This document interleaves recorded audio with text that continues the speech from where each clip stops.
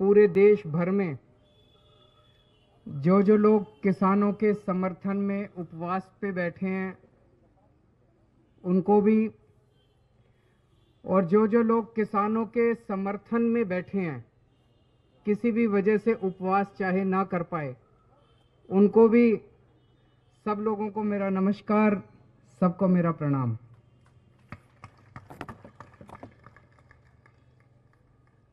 दोस्तों, आज देश संकट में है क्योंकि किसान संकट में है। किसी भी देश को किसान और जवान किसी भी देश की नींव होते हैं, उस देश की फाउंडेशन होते हैं। और अगर किसान और जवान संकट में हो तो वो देश आगे कैसे तरक्की कर सकता है, वो देश खुशहाल कैसे हो सकता है। आज हमारे देश का किसान संकट में है। जिस किसान को खेतों में होना चाहिए वो इतनी कड़कती ठंड में धरने पे बैठा है। लेकिन मुझे खुशी इस बात की है कि आज पूरा देश किसान के साथ खड़ा है। देश भर में फौजी किसान के साथ खड़े हैं, जवान किसान के साथ खड़े हैं, खिलाड़ी किसानों के साथ खड़े हैं, बड़ी बड़ी बॉलीवुड की हस्तियां किसानों के साथ खड़ी हैं, वकील किसानों के साथ खड़े हैं, डॉक्टर किसानों के साथ खड़े हैं। देश भर से जो खबरें आ रही हैं, लोग चाहे सिंगू बॉर्डर ना पहुंच पाए हों, लेकिन आज न जाने कितने अनगिनत लोगों ने, लाखों करोड़ों लोगों ने अपने घर पे उपवास रख के किसानों का समर्थन किया और उनके लिए प्रार्थना किया। आम आदमी पार्टी शुरू से किसानों के साथ है, किसान आंदोलन का समर्थन करती रही है। आज देश भर में कोने कोने में आम आदमी पार्टी के कार्यकर्ताओं ने या तो अपने घर पे और या सामूहिक तरह से कहीं ना कहीं इकट्ठे होकर उपवास किया, किसानों का समर्थन किया। और जब जब जरूरत पड़ी हम लोग बिल्कुल चट्टान की तरह खड़े होकर हम लोगों ने किसानों का समर्थन किया। जैसा भी बताया गया कि जब किसान आंसू गैस के गोले झेलते हुए, लाठियां खाते हुए, वाटर कैनन झेलते हुए बड़े बड़े स्टेडियम में इन लोगों को डाल देंगे बाहर से, हम किसानों के साथ चट्टान की तरह खड़े रहे और हमने इनकी फाइल रिजेक्ट कर दी। उसके बाद हमारे कई एमएलए को मैं जानता हूं, हमारे कई नेताओं को मैं जानता हूं। मैंने उनको कह दिया था कोई टोपी पहन के नहीं जाना, कोई झंडा डंडा लेके नहीं जाना, आम आदमी पार्टी का जिक्र नहीं करना। देश बचेगा तो आम आदमी पार्टी बचेगी, किसान बचेगा तो आम आदमी पार्टी बचेगी। आप में से बहुत सारे लोग रात दिन वहां पे सेवा में लगे हुए हैं। आप भी सेवादार बन के गए और मैं भी सेवादार बन के गया, बिना किसी आम आदमी पार्टी का सिंबल लिए मैं भी वहां पे सेवा करने के लिए, किसानों की सेवा करने के लिए गया। तो ये लोग बहुत नाराज हो गए। पिछले हफ्ते जब इनका आंदोलन था, एक दिन मैं भी एक दिन वहां जाना चाह रहा था, लेकिन इन्होंने मेरे दरवाजे बंद कर दिए सक्सेसफुल हो, और आज उपवास के ऊपर सारी पार्टी बैठी है। यह आंदोलन बहुत पवित्र है। आप लोगों ने देखा होगा किस तरह से बिल्कुल अहिंसा पूर्वक, कोई किसी तरह की कहीं हिंसा नहीं है। इन्होंने लाठियां खाई, हाथ नहीं उठाया। चीन और पाकिस्तान के एजेंट हैं ये जो किसान बैठे हैं ना, इन्हीं लोगों के भाई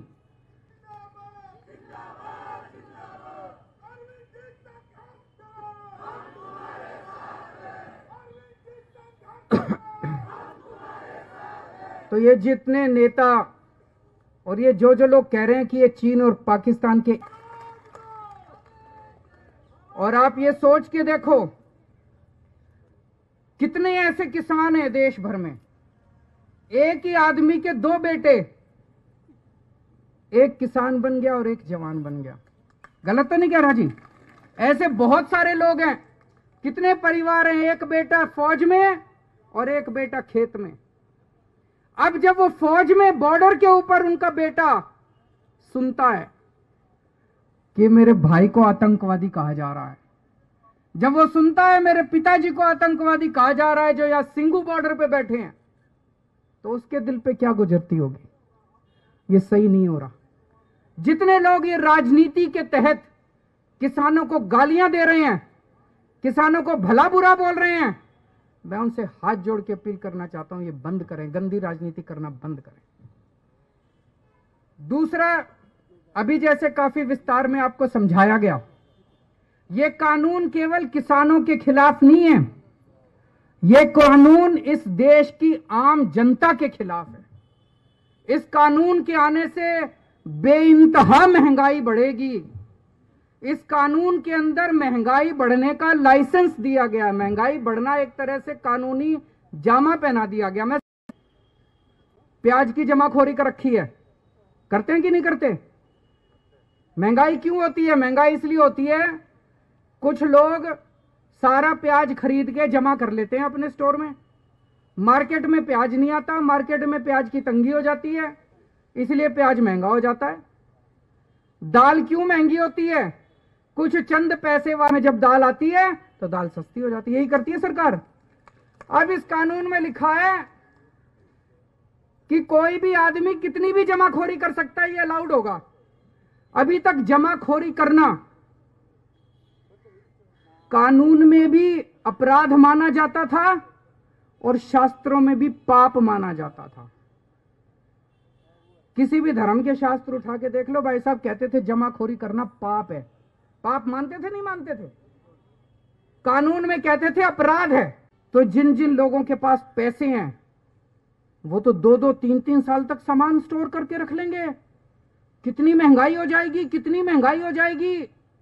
तो इस कानून में लिखा है कि अगर 1 साल में महंगाई डबल हो जाएगी तभी रेड मार सकती है सरकार, नहीं तो रेड नहीं मार सकती। मतलब किसी, मेरे को पता भी है, मैं मुख्यमंत्री हूं, मेरे को पता है दाल के दाम बढ़ रहे हैं और इस आदमी ने स्टोर कर रखा है, अब मेरे हाथ काट दिए, मैं रेड नहीं मार सकता, उसकी दाल बाहर नहीं निकाल सकता।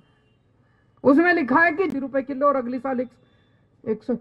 तो 4 साल के अंदर गेहूं 16 गुना महंगी हो जाएगी। 16 गुना महंगी 4 साल के अंदर। समझ रहे हो आप लोग? ये कानून में लिखा, इतनी महंगाई हो जाएगी, इतनी महंगाई हो जाएगी, भाई साहब तनख्वाह बढ़ेगी नहीं, बच्चे पालने मुश्किल हो जाएंगे। तो ये पूरा कानून किसानों के खिलाफ है, आम आदमी के खिलाफ है। केवल और केवल कुछ चंद पूंजीपतियों को फायदा पहुंचाने के लिए कानून लाया गया। तो मेरी सब लोगों से गुजारिश है, ये मत सोचना कि किसानों पे एहसान कर रहे हो, कोई एहसान नहीं कर रहे। ये कानून अगर आ गए सारे के सारे लागू हो गए, लागू तो हो गए, ये बंद खत्म नहीं हुए। किसान बड़ा एहसान कर रहे हैं तुम्हारे ऊपर, जो बैठे हैं वहां पे। इस देश के लोगों पे किसान एहसान कर रहे हैं, जो कह रहे हैं ये कानून वापस लो। तो अपने को सबको इसकी खिलाफत करनी है। आज आम आदमी पार्टी एमएसपी गारंटी देने वाला कानून इस देश के अंदर लाया जाए। आज पूरा दिन मैंने भी, आम आदमी पार्टी के कार्यकर्ताओं ने देश भर में उपवास रख के इन किसानों की मांगों के समर्थन में प्रार्थना की है।